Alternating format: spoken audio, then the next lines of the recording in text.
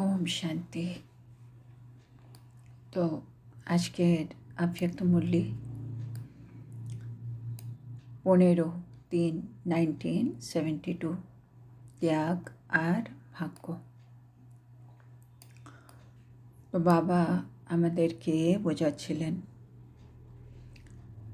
যেখানে স্নেহ থাকে সেখানে ত্যাগ করার জন্য আমাদের বেশি কিছু ভাবতে হয় না, সেটা অটোমেটিক হয়ে যায়। বাবা বলছে বিকারের স্নেহে পড়েই মানুষ নিজের হুঁশ বুদ্ধি হারিয়ে ফেলে, নিজের শরীরও ত্যাগ করে, তাই না? সন্তানদের জন্য মা তার দেহ ত্যাগ করে। হ্যাঁ, তো একইভাবে যখন বাবা দূর দেশ থেকে এসেছেন আমাদের জন্য, আমরাও বাবাকে চিনে নিয়েছি, আমাদেরও বাবার প্রতি স্নেহ আছে, তাহলে আমাদেরও এই দেহভানের ত্যাগ করা এটা সহজ হওয়া উচিত, কঠিন যেন মনে না হয়। তার বাবা বলছে এটা 1 সেকেন্ডে করে ফেলা উচিত। বাবা বলছে সেখানে তো অল্পকালের জন্য দেহের সম্পর্ক হয়, আর এখানে আত্মার পরমাত্মার চিরকালীন সম্পর্ক, সর্বসম্পর্ক, সর্বপ্রাপ্তির সম্পর্ক। সেজন্য এখানে 1 সেকেন্ডের মধ্যে ত্যাগ করে দেওয়া উচিত দেহ অভিমানের। তারপরে বাবা আজকে বলছেন কি সত্যযুগ ত্রেতা যুগ দুটোতেই কিন্তু আমরা নির্বিকারী ছিলাম, বিকারের আকর্ষণের ঊর্ধ্বে ছিলাম।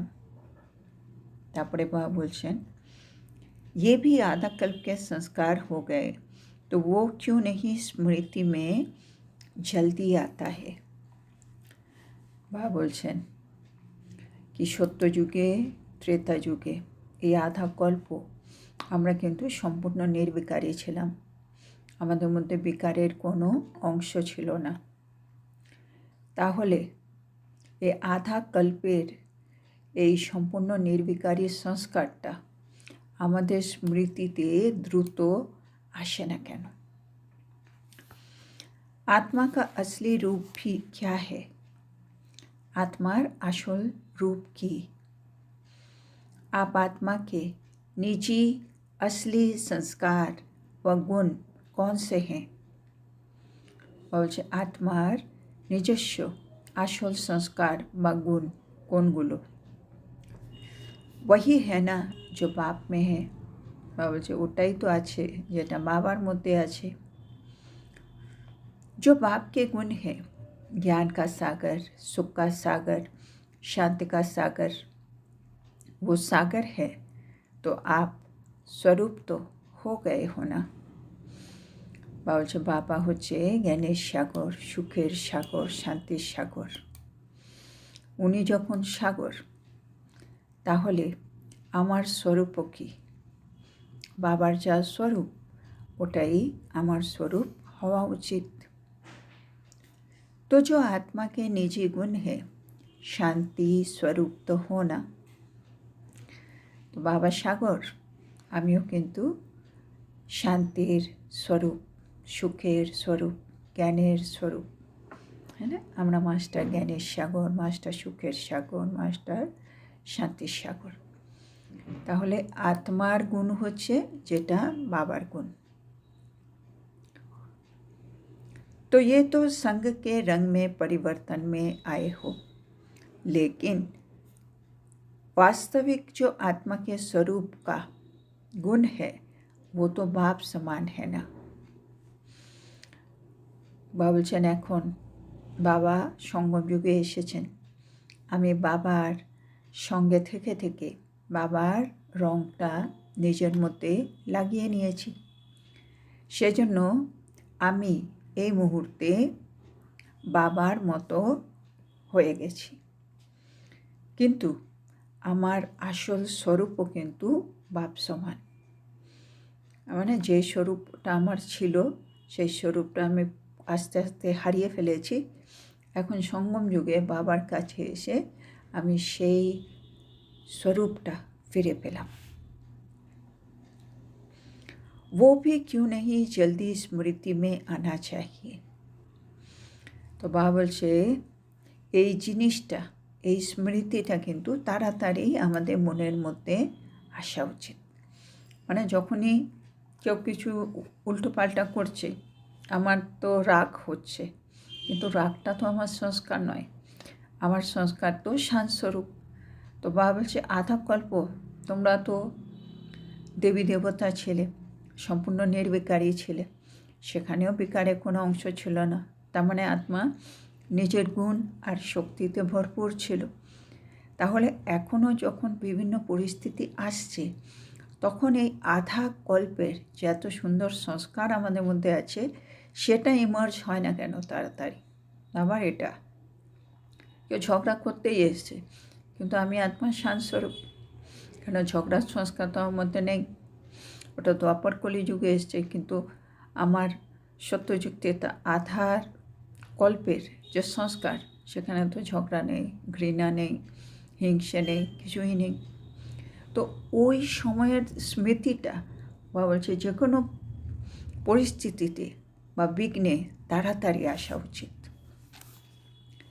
ऐसे ऐसे अपने से बात करो, এইভাবেই নিজের সাথে নিজে কথা বলো, মানে নিজেকে নিজে মোটিভেট করো।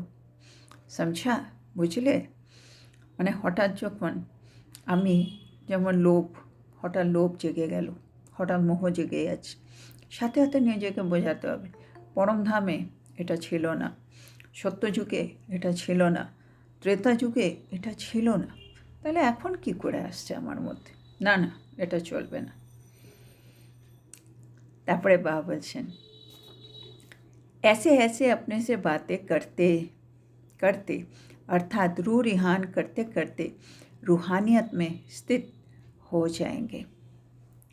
বাবা এইভাবে নিজের সাথে কথা বলতে বলতে, নিজের সাথে নিজে রূহ রিহান করতে করতে একটা সময় তোমরা রুহানিয়তের অবস্থায় পৌঁছে যাবে। আমি আত্মা নিজের সাথে নিজে কথা বলছি, রূহ রিহান করতে করতে आत्मिक अवस्थाएं चले आसबो। ये अभी नहीं सोचो कि द्वापर के ये पुराने संस्कार है इसलिए हो गया। बाबा এখন এটা ভাবলে চলবে না যে দ্বাপর যুগের পুরনো সংস্কার এগুলো আমার মধ্যে রয়ে গেছে। হ্যাঁ, আমি যখন রাগ করছি, হিংসে করছি, কাম ক্রোধ লোভ মোহ অহংকার যেগুলো জাগছে, তখন আমরা কি বলি, ও এটা তো দ্বাপর যুগ থেকে আমার মধ্যে আছে, পুরনো সংস্কার ইমার্জ হচ্ছে। কিন্তু বাবা বলছে এখন পুরনো সংস্কার আর ইমার্জ করা যাবে না। ये नहीं सोचो, হ্যাঁ, ये नहीं सोचो, এটা ভেবো না ও পুরনো সংস্কার আছে তো সেজন্য এটা ইমার্জ হচ্ছে। इसके बजाय ये सोचो कि मुझ आत्मा के आदि संस्कार और अनादि संस्कार कौन से हैं। তো এটা ভাবা যাবে না কি এই পুরনো সংস্কারটা আমার মধ্যে ইমার্জ হচ্ছে। এর পরিবর্তে বাবা বলছে কী ভাবো, कि আমি আত্মার আদিকাল অনাদিকালের সংস্কার কোনগুলো ছিল। सृष्टि के आदि में जब आत्माएं आई तो क्या संस्कार थे। বাবা বলছে সৃষ্টি যখন আরম্ভ হয়েছে, সৃষ্টির আদির সময় যখন আত্মারা নেমেছে, তখন আত্মাদের মধ্যে কীরকম সংস্কার ছিল। दैवी संस्कार था ना, तो दैवी संस्कार ছিল তখন প্রথম প্রথম। तो ये सोचो आदि में आत्मा के संस्कार और गुण कौन से थे।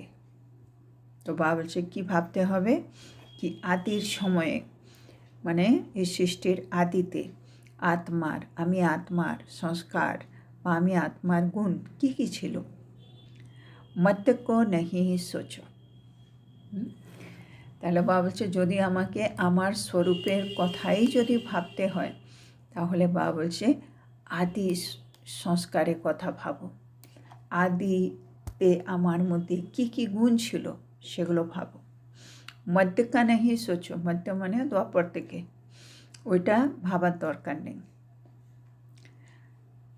अनादि और आदि संस्कारों को सोचो तो क्या होगा कि मध्य के संस्कार बीच बीच में जो प्रज्वलित होते हैं वो मध्यम हो जाएगा। বলছে যখনও ভাবতে হবে অনাদি স্বরূপ আর আদি স্বরূপের কথাই ভাবতে হবে।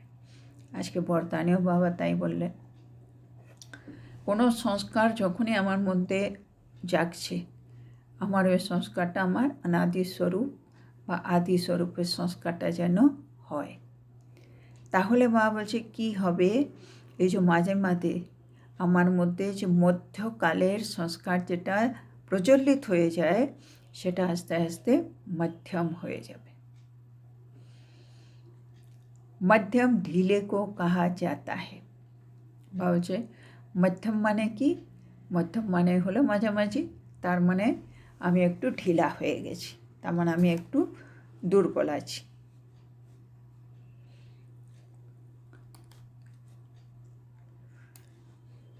তো তার মানে বাবা বলছে যখনই আমার মধ্যে সংস্কারকে ইমার্জ করতে হবে, আমার অনাদি সংস্কার মানে আমি আত্মা যখন পরম ধানে বাবার সাথে আছি, অনাদি সংস্কার বা আমার আদি সংস্কার যখন আমি সত্যযুগে প্রথম নেমেছি সেই সংস্কার, এরপরে দ্বাপর যুগের পর থেকে যে সংস্কার আছে সেগুলো আমার মধ্যে আর প্রচলিত হবে না। তার মানে আমি আত্মা আর মধ্যমে থাকবো না, মানে মাঝামাঝি থাকছি না, মানে মধ্যম মানে ঢিলে হব না আর। कहते हैं ना इसकी चाल मध्यम है। বলছে বলা হয় না এর চাল, এর মানে চাল চলনটা হচ্ছে मध्यम।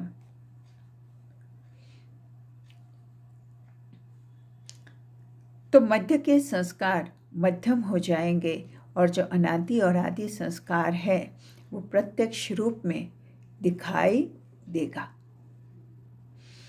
তো বাবা বলছে এখন কী করতে হবে, মধ্যের দ্বাপর যুগ থেকে যে সংস্কারটা এসছে সেটাকে আমাকে ঢিলে করে দিতে হবে। ঢিলে করে দেওয়া মানে সেটাকে আমি আর ইউজ করব না, আর ওর জায়গায় আমি ইউজ করব আমার অনাদি সংস্কার আর আদি সংস্কার, আর সেটাই প্রত্যক্ষ রূপে দেখা যাবে।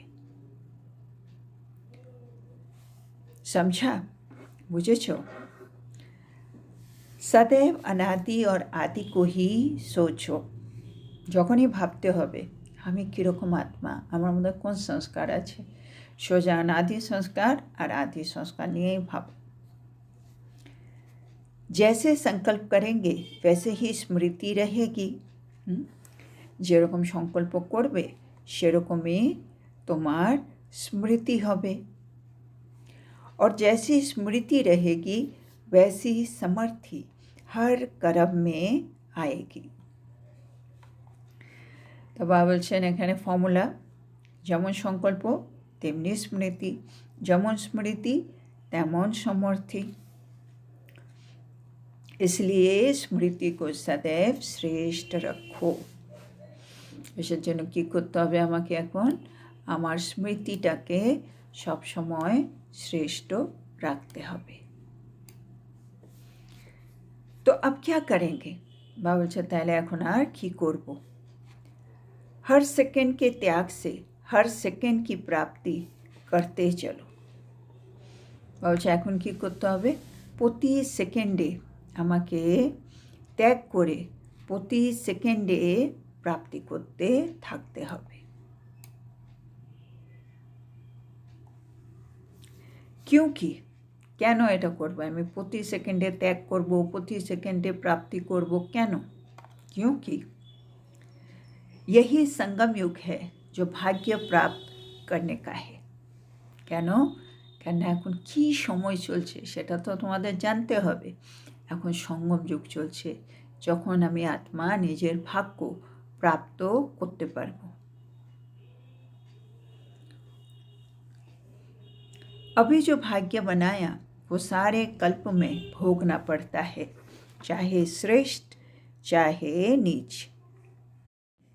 তো বাবা বলছেন এখানে এই সঙ্গম যুগে আছে যখন আমি পুরো কল্প জুড়ে আমার ভাগ্যকে তৈরি করতে পারি, আর যে ভাগ্য আমি এখন তৈরি করব সঙ্গম যুগে সেটা কিন্তু পুরো কল্প আমাকে ভোগ করতে হবে। সেটা শ্রেষ্ঠ হলেও না হলে, শ্রেষ্ঠ না হয়ে নীচ হলে তবুও ভোগ করতে হবে। তাহলে সবাই আমরা চাইবো কি আমাদের ভাগ্যটা ভালো হোক, তাইলে আমাদের পুরো কল্পের ভাগ্যটা ভালোই থাকবে। আর তার জন্য কী করতে হবে, প্রতি সেকেন্ডে সেকেন্ডে আমাকে ত্যাগ করে প্রতি সেকেন্ডে প্রাপ্তি করতে হবে। তারপরে বাবা বলছেন, लेकिन ये संगम युग ही है जिसमें भाग्य बना सकते हो। যেন বাবা বলছে মনে রেখো এই সঙ্গম যুগই হলো যখন তোমরা নিজের ভাগ্য প্রাপ্ত করতে পারবে। जितना चाहो उतना बना सकते हो क्योंकि भाग्य बनाने वाला बाप साथ है। বাবা বলছেন এখন তোমরা এখন যতটা চাইবে ততটা কিন্তু তোমরা তোমাদের ভাগ্য তৈরি করতে পারবে। কেন? কেন ভাগ্য যে বানায়, হ্যাঁ না, সে ভাগ্য বিধাতা বাবা এখন আমাদের পাশে আছে।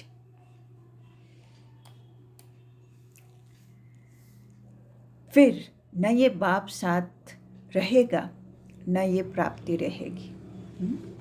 হ্যাঁ, তারপরে একটা সময় আসবে যখন সঙ্গম যুগ শেষ হয়ে যাবে, তখন না এই বাবা আমার পাশে থাকবে না এই প্রাপ্তি আমার পাশে থাকবে।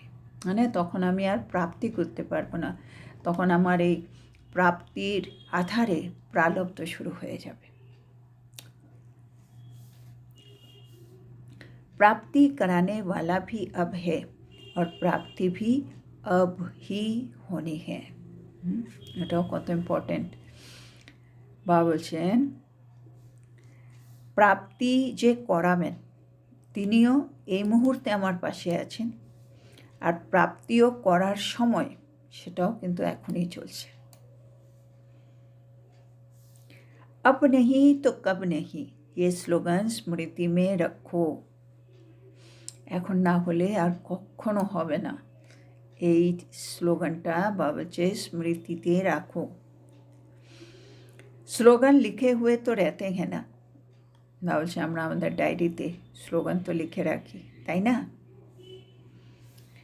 ये समझते हो कि ये स्लोगन हमारे लिए है, মানে अब नहीं तो कब नहीं, এখন না হলে কখনো নয়। বাবা বলছে স্লোগানটা ডায়েরিতে তো লিখে রেখেছি, কিন্তু মনে থাকে কি এই স্লোগানটা আমাদের জন্য, মানে এটা আমার জন্য, কি আমাকে এখনই সব করতে হবে, এরপরে আর সময় পাবো না, আর চাইলেও করতে পারবো না। এটা মনে থাকে কি এই স্লোগানটা আমার জন্য। अगर सदैव ये स्मृति में रहे कि अब नहीं तो कब नहीं फिर क्या करेंगे। বলছে যদি আমরা সবসময় এটা মনে রাখতে পারতাম, হ্যাঁ, কি এখন না করলে আর আমরা কখনো করতে পারবো না, তাহলে বলছে তোমরা কি করতে। सदैव सोचेंगे जो करना है तो अब कर ले। যদি আমার এটা মনে থাকতো কি এখন না করলে আর করতে পারবো না, তখন আমি কি করতাম। বাবা বলছে তোমরা তখন কি করতে, কি তখন আমরা সবসময় ভাবতাম যা করতে হবে না এখনই করে ফেলি, চল এরপরে আর হবে না। এরকম আমাদের মধ্যে একটা উমঙ্গ উৎসাহ করে সব কিছু করে ফেলার একটা উৎসাহ উদ্দীপনা দেখা যেত। তো সদা ये স্লোগান স্মৃতি में रखो, তাহলে একটা কাজ করো এই স্লোগানটা সবসময় স্মৃতিতে রাখো। अपनी स्थिति को सदा त्याग और सदा भाग्यशाली बनाने के लिए चेकिंग तो करनी है।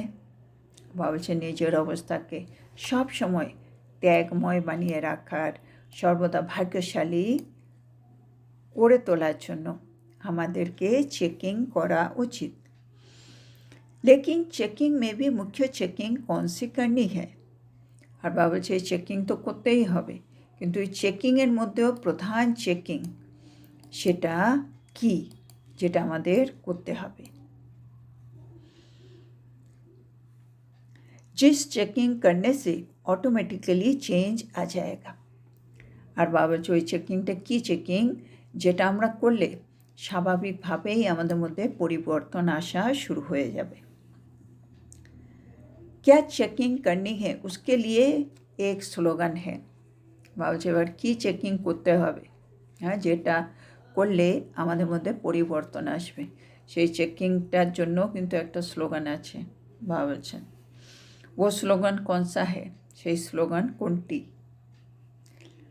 जो बहुत बार सुनाया है, कम खर्च बाला नशीन। বাবা বলছে সেই স্লোগানটা হলো কম খরচে অধিক লাভ করার, कम खर्च बाला नशीन। अब कम खर्च वाला नशीन कैसे बनना है? দুনিয়াতে আছে কি যত বড় পোস্টে যাবে, যত বড় কিছু চাইবে, অত খরচা করতে হয়, है ना? খরচা করতে করতে তুমি উঁচু উঁচু জায়গায় পৌঁছে যাবে। আর বাবা এখানে বলছে আমরা লক্ষ্মী নারায়ণের মতো এত উঁচু জায়গায় পৌঁছে যাব স্বর্গে, কিন্তু সেটা হবে কম খরচে আর অধিক লাভ। তো বাবা বলছেন वो लोग तो स्थूल धन में कम खर्च वाला नशीन बनने का प्रयत्न करते हैं। বাবা বলছে পৃথিবীতে ওরা কি করে? বাবা বলছে তারা স্থূল ধনকে ইউজ করে কম খরচ আর সুখে থাকার জন্য। लेकिन आप लोगों के लिए संगम युग में कितने प्रकार के खजाने हैं मालूम है? বাবা বলছে কিন্তু আমাদের জন্য এই সঙ্গম যুগে বাবা কত কত ধরনের খাজানা দিয়েছে। বাবা বলছে সেটা জানো? এবার বাবা খাজানাগুলো আমাদেরকে বলে দিচ্ছেন। समय संकल्प श्वास तो है ही। বাবা বলছে সময় মানে কম খরচ করে বেশি লাভ, সংকল্প কম খরচ করে বেশি লাভ। শ্বাসের দিকে আমি যদি টেনশন না দিই, শ্বাস নিঃশ্বাস প্রশ্বাস চলছে চলছে ব্যর্থ হয়ে যাচ্ছে। যদি আমি ঈশ্বরকে স্মরণ করে এই শ্বাস প্রশ্বাস নিই, তাহলে সেটাও কিন্তু সফল হয়ে যাবে।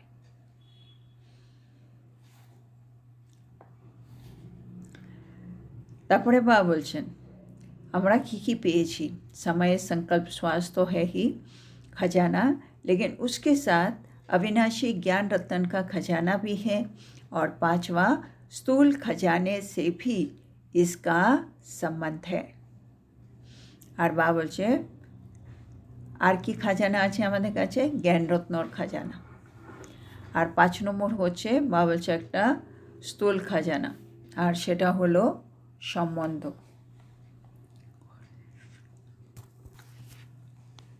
तो बाबा बोलते तो चेक करो संकल्प के खजाने में भी कम खर्च वाला नशीन बने हैं। তো বাবা বলছে এবার এগুলো খাজানাগুলো বলে এবার বাবা বলছে একটু চেক করো তোমরা কি সংকল্পর খাজানায় কম খরচ বালা নশীন হয়েছ? বাবা এখন একটা একটা বলছেন ज़्यादा खर्च नहीं करो। মানে আমাদের সংকল্প কিন্তু অনেক দামি, সেজন্য সংকল্প বেশি খরচ করো না, বাবা বলছেন। তারপরে বাবা বলছেন अपने संकल्प के खजाने को व्यर्थ न गवाओ तो समर्थ और श्रेष्ठ संकल्प होगा। বাবা বলছে আমরা যদি আমাদের সংকল্পকে ব্যর্থ মানে নষ্ট না করি, তাহলে দেখা যাবে আমাদের প্রতিটা সংকল্প সমর্থ আর শ্রেষ্ঠ সংকল্প। শ্রেষ্ঠ সংকল্প সে প্রাপ্তি भी শ্রেষ্ঠ होगी না। তার মানে আমি যদি শ্রেষ্ঠ সংকল্প করতে পারি, তাহলে বাবা বলছে আমার প্রাপ্তিও শ্রেষ্ঠ হবে। ऐसे ही जो समय का खजाना है संगम युग का, इस संगम युग के समय को अगर व्यर्थ न खर्च किया तो क्या होगा? তো এটা বাবা বললো সংকল্প নিয়ে।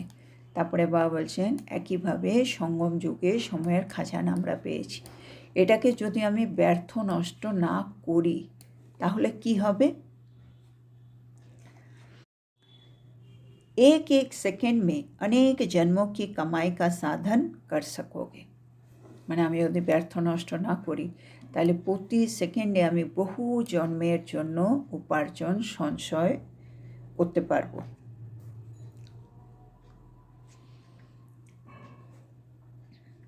इसलिए ये समय व्यर्थ नहीं गवाना। বাবা বলছে আমাদেরকে সময় সময়কেও ব্যর্থ যেন আমরা নষ্ট না করি। আজকে আমরা এখানেই থামব। তারপরে আজকে আমাদের বাবা আমাদেরকে কি বোঝালেন। বাবা আজকে আমাদেরকে বলছেন আমাদের সংস্কারের কথা আগে বললেন। বাবা বলছে যখনই কোনো পরিস্থিতি বা বিষয় সামনে আসে বেশিরভাগ দেখা যায় আমাদের মধ্যে মধ্যকালের সংস্কারটা ইমার্জ হয়ে যায়, তাই না, আসরের সংস্কার বা পুরনো সংস্কার। কিন্তু বাবা বলছে তোমাদের ইমার্জ হওয়া উচিত তোমাদের আদিকালের বা অনাদিকালের সংস্কার, কেননা সেটাও তো আধা কল্পের। তো সেই সংস্কারগুলো ইমার্জ করতে হবে। তারপরে বাবা বলছে বাবার যা গুণ, বাবার যা শক্তি, সব কিছু কিন্তু আমাদেরও। তারপরে বাবা বললেন যেমন আমরা সংকল্প করব তেমন আমাদের স্মৃতি হবে, যেমন স্মৃতি হবে তেমন আমাদের মধ্যে শক্তি আসবে, আর তারপরে আমরা প্রতিটা কর্ম করলে সেটা শ্রেষ্ঠ হবে।